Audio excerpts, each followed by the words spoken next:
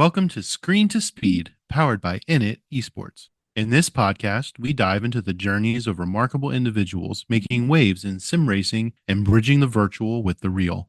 From the thrill of digital circuits to the roar of real life racetracks, we explore the passion, dedication, and innovation that drives the world of motorsports. We'll hear from athletes, creators, and pioneers sharing their stories, insights, and the powerful ways sim racing is connecting communities and creating pathways into motorsports. So buckle up, Screen to Speed starts now.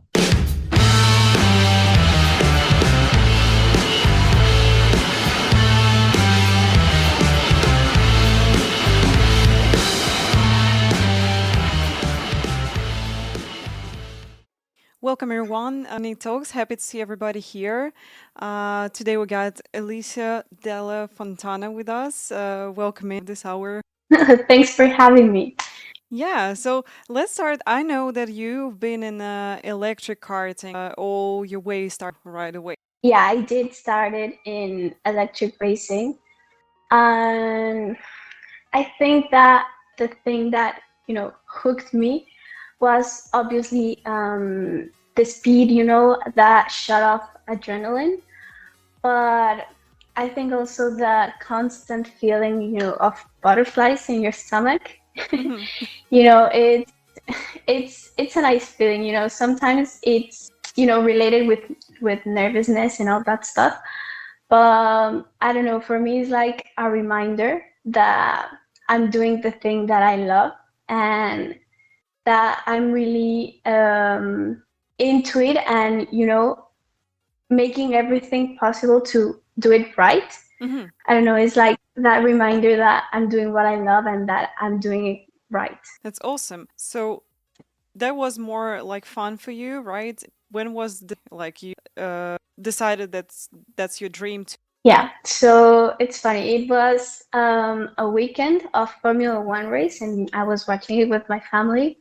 And after that, we decided to go to a karting track, just to have some fun. Mhm. But the thing is, I really loved it. I say, like, instead of a love at first sight, it was like love at first drive. Mhm. I don't know. I enjoyed it so much that I asked my dad if it would be crazy to try it as a sport. I mean, I've always been like a very sportive person, Mhm. trying many disciplines at school level competitions, but always there, searching new sports. But yeah, now that I look back, nothing felt how karting feels like. I Mhm. don't know. It's a feeling I can't really express with words, but I think that the smile underneath my helmet says it all. I Mhm. don't know. It's yeah. Nice. So you just felt like, hey, this is like my job, which I want to do, and I want to be a racing Yeah, driver. And actually, the Formula One inspired you yeah, think in that way. That's awesome. And yeah. you mentioned that you went on your family. Can you how family reacts? Like, that's dangerous sports, of course, and maybe they worry Yeah. about you. Yeah, so yeah, obviously there sometimes it gets scary, it's a tough sport, and Yeah. sometimes it can be really dangerous. But I think that I don't know, they're always been there supporting me and making sure I'm doing the things I love and achieving all my dreams. So yeah, I think they play like a crucial role in this journey because, well, for me, I don't know, family is it's really important, and having their support keeps me motivated, Mm-hmm. and it just, yeah, the reminder that, yeah, as well, I'm doing the things I love, the people I love support me, and yeah, I'm really grateful with them for being by my side in this journey. It's really nice that that's really more tough times on the racing track and so adapting to the cars. Can you about starting karting and then you moved to professional karting? In Yes. Mexico, you earned P2, and how do the podiums? Well, obviously they felt amazing. I mean, one of every driver's dream is to be on the podium. And yeah, it was like my first dream. It's becoming a reality, and yeah, Mm-hmm. it's an amazing feeling. But for me, it was also like that boost of confidence.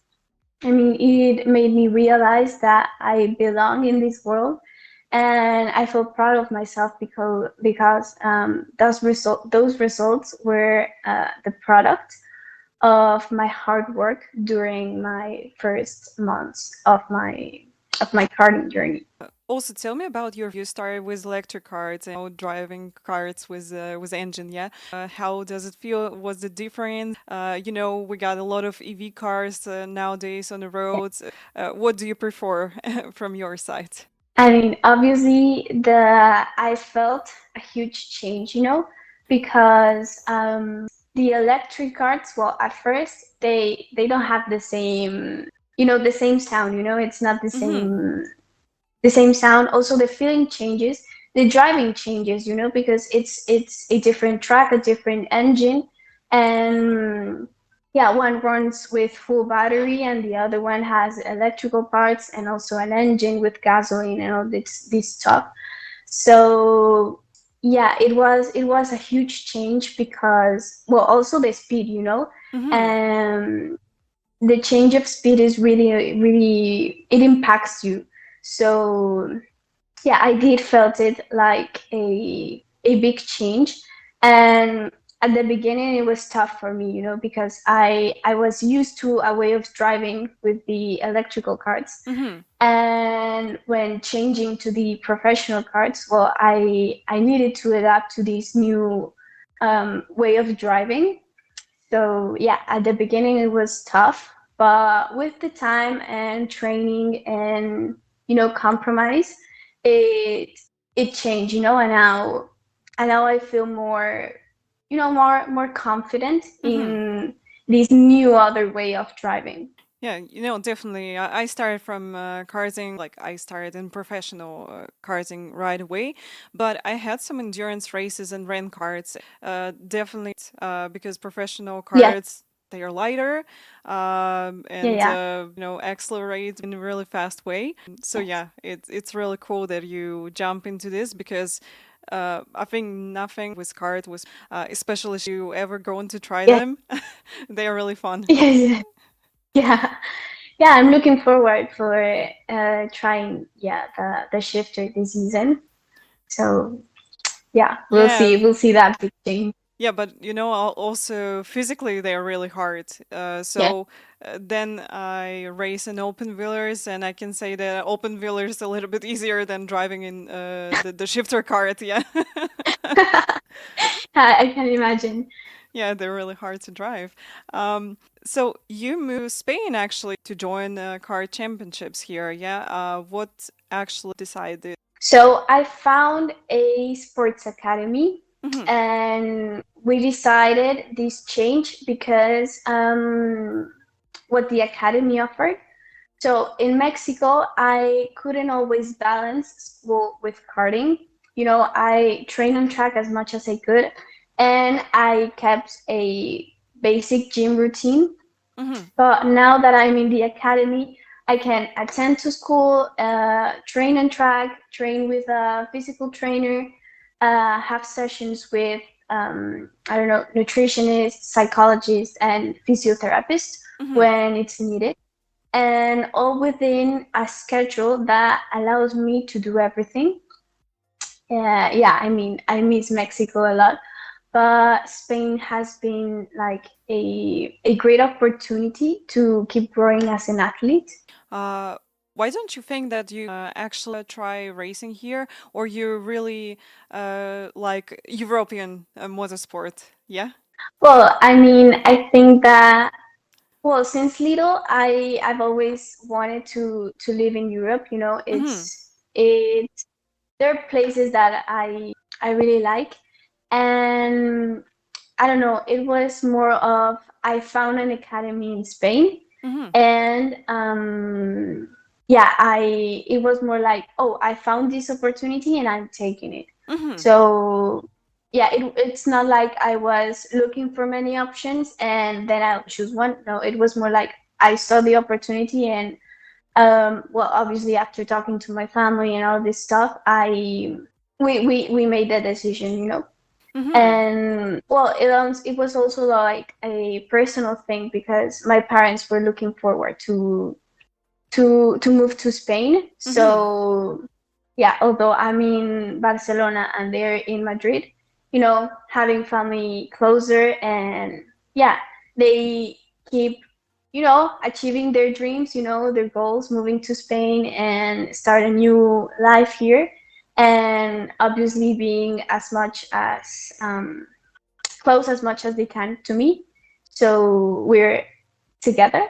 Mm-hmm. So yeah, it was more of like, oh, we have the opportunity, we take it, and well, it also turned out that it was like a family goal to move to Spain. Mm-hmm. It's really nice that your goals kind of met and you Yeah, got only one way, like to Spain and yes, here and develop. Cool.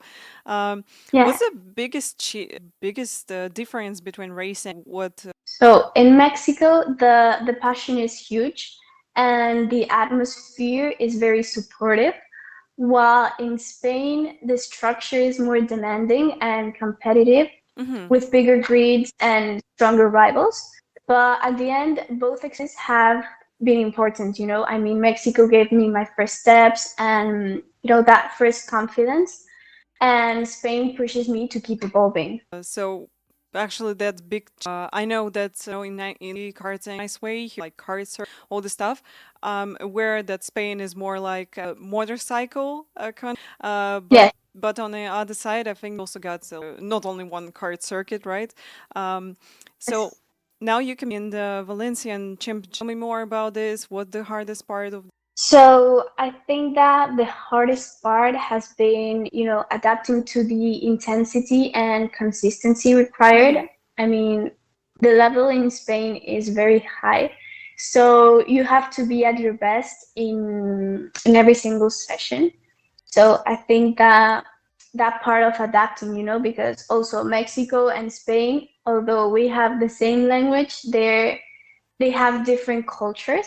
So it's, I mean, I'm 18 years now, but 17 years of my life I lived in Mexico, and yeah, I was pretty used to a way of living there.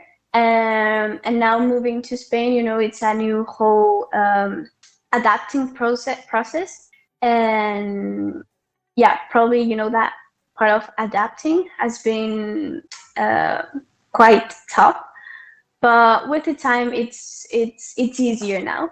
So you like adapting to life and together adapting to the Yeah, championship and cart and everything like together in one moment actually. yeah.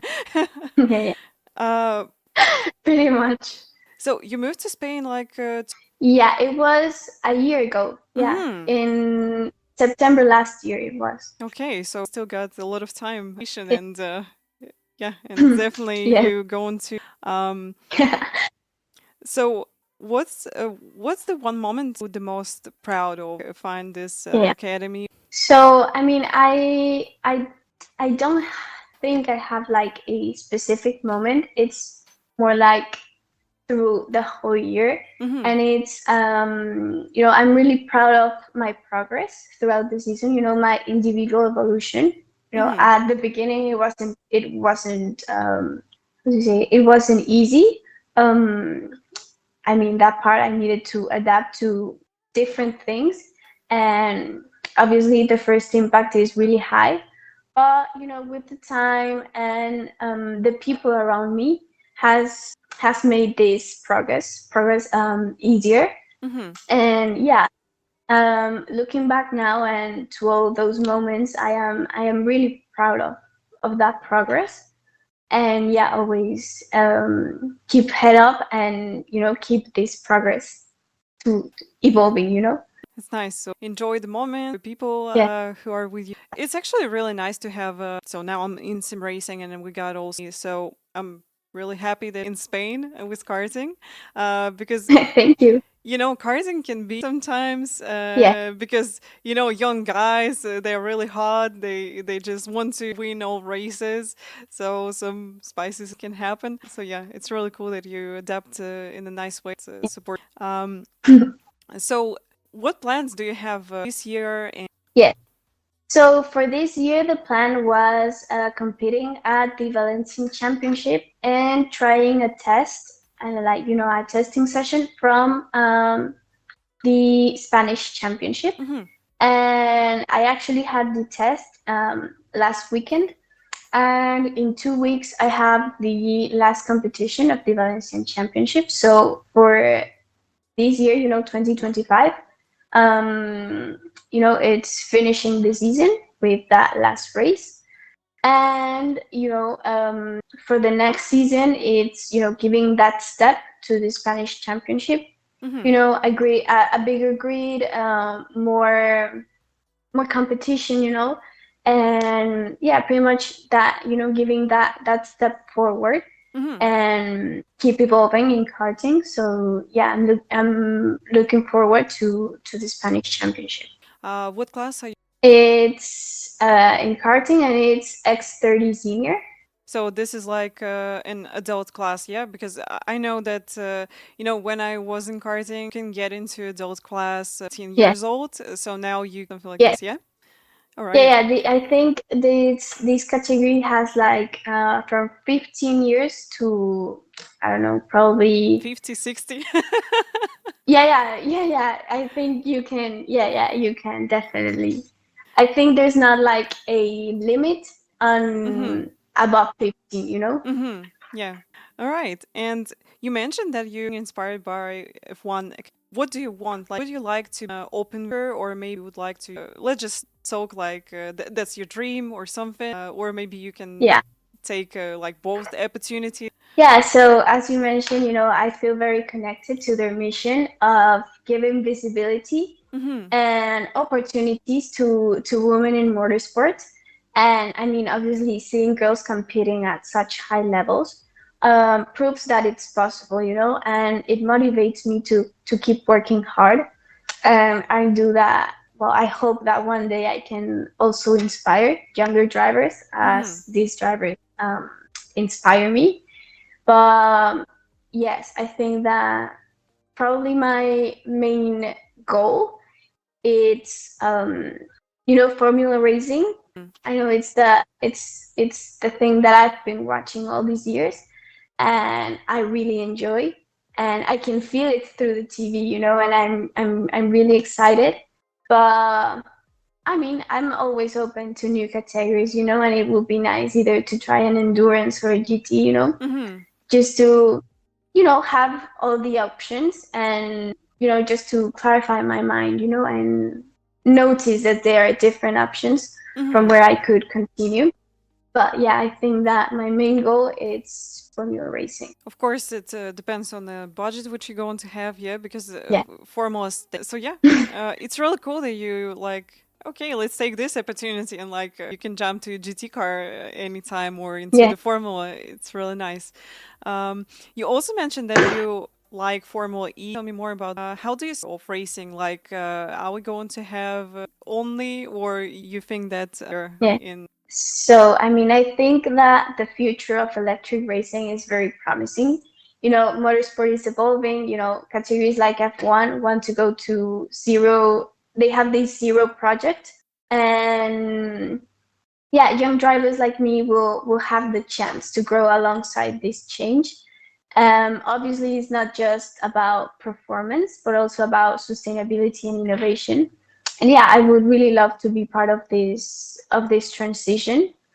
Yeah, I mean, I think, I mean, the mission is it's really innovative, but for example, Formula One, I think they will achieve their zero mission, but I think that other categories will stay with the normal engine with gasoline and the that war of the engine. But yeah, I think they will start to play with that mix of electrical part and engine part.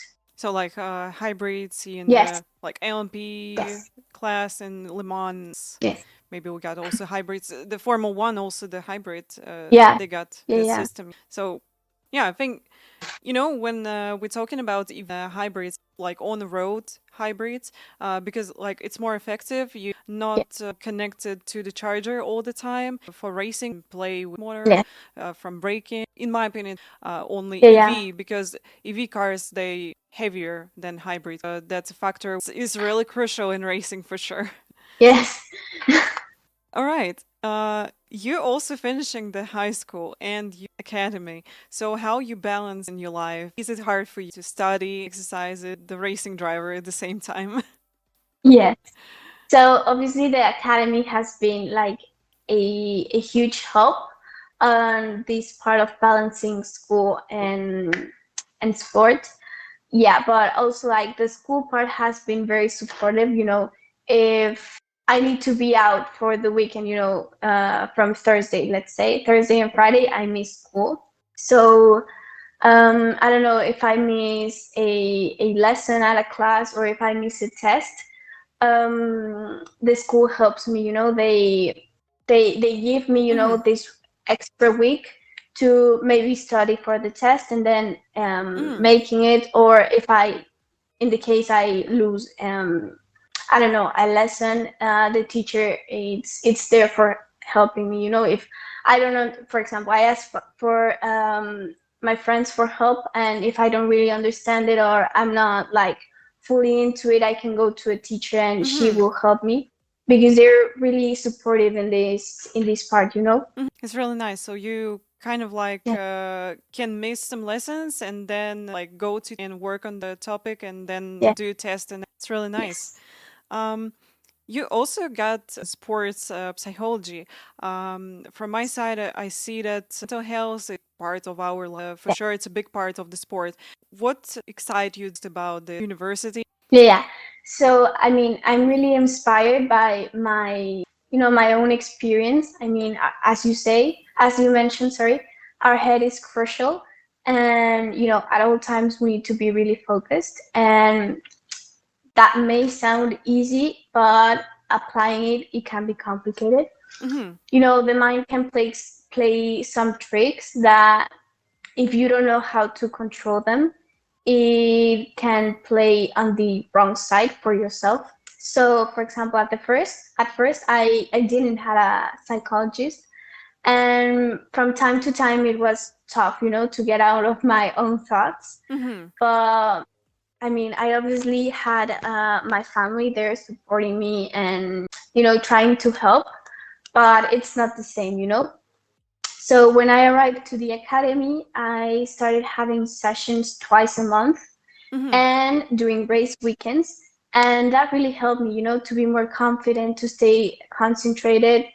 I learned to deal with all these Mm-hmm. intrusive thoughts and also these feelings. And yeah, simply to clear my mind, to clear my mind. And yeah, I think that with a clear mind, performance is better. Mm-hmm. So yeah, I appreciate all this help so much that now I truly understand how important our mind is. And I mean, personally, I've always been like a very sensitive person, and Mm-hmm. I've always liked helping others. So while watching, I don't know, interviews from drivers, I noticed that there are many drivers that are dealing with these struggles, and I don't know, maybe there's not enough help to these kind of situations. So I don't know, these kind of things makes me put myself like on their shoes Mm-hmm. and to really understand them. And yeah, my goal is that one day I would like to help these or other drivers, Mm-hmm. with sports psychology, because I mean it's very a delicate subject, and it needs to be treated well. Yeah, absolutely agree It's with it you. Yeah. It's very important, and I would really like to help others. It's really nice that you would like it's because if talking about other sports, I think they had psycho like long time, like lot longer than in racing for sure. Because in racing, people rather rely on themselves than on this. But right now, I think everybody on this part, Yeah, we got our minds and we have to work with it and overthink things. There's a lot of calm down before the race, do after the race. Yeah, it's really nice that yeah, you're interested actually yeah. in racing. Do you have any before the race calm down to? So, I don't think I have any ritual. I've always heard other drivers saying they put first the right glove and then the left one, or first one shoe and then the other one.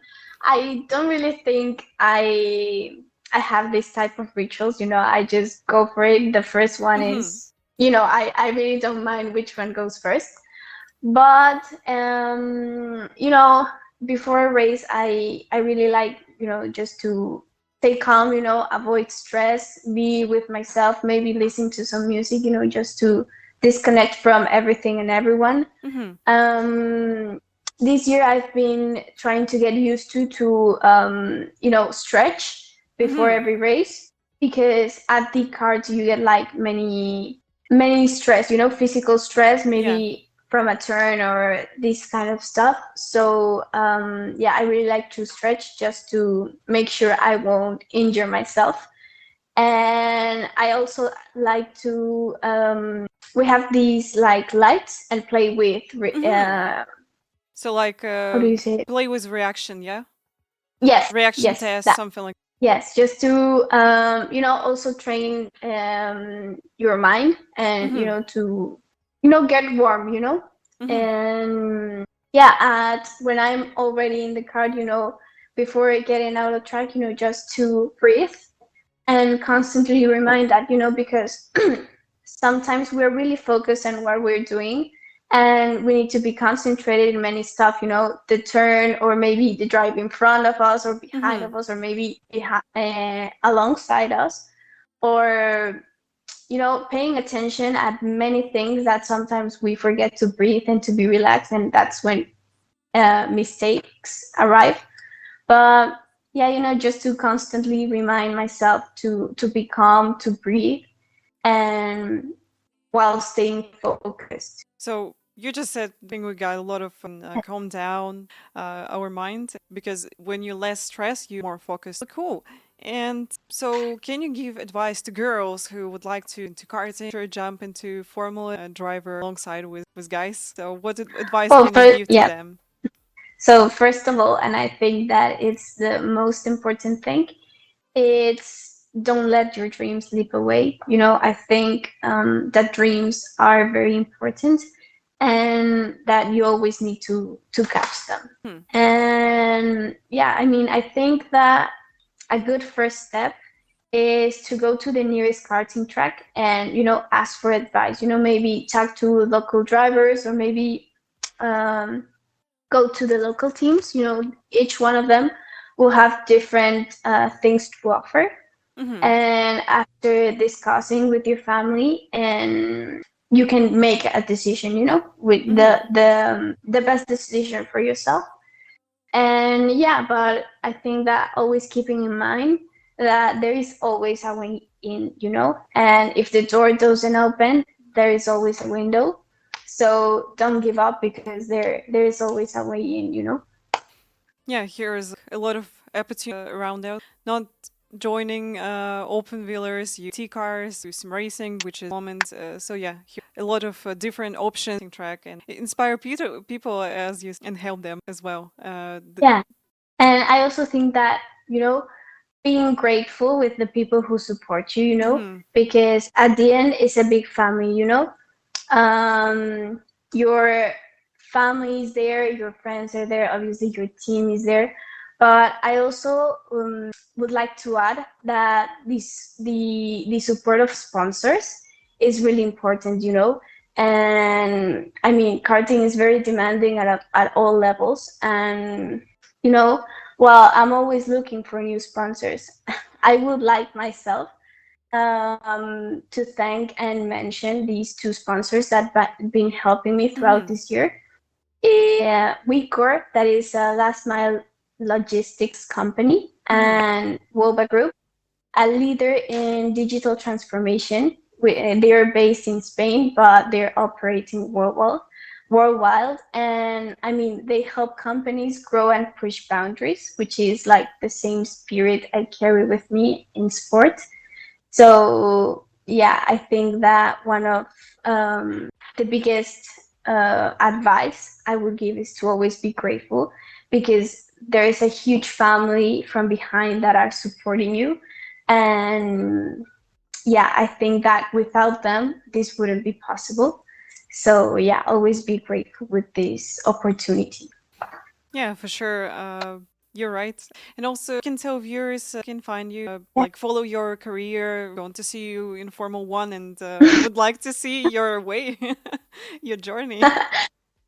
Yeah, yeah. Well, I mean, in social media, I'm with the same name, with this Alessia.Dallafontana. Hmm. And yeah, pretty much in every social media, I have the same name. So yeah. Okay, so just by the name, you can find Yeah, this pretty girl. Please follow her. thank you. Yeah. Once again, thank you so much. You're really positive. I like your vibes. So wish you good luck in your Thank you. racing career. And yeah, hopefully we're Thank going to you. see you in Formula One. Hopefully, I'll be waiting for you. Yeah. No, but thank you for having me. Yeah. It's a great opportunity, and I'm really thankful with you guys Yeah. Once. for having the chance, to talk with you. Yeah. Thank you so much for your time. See you.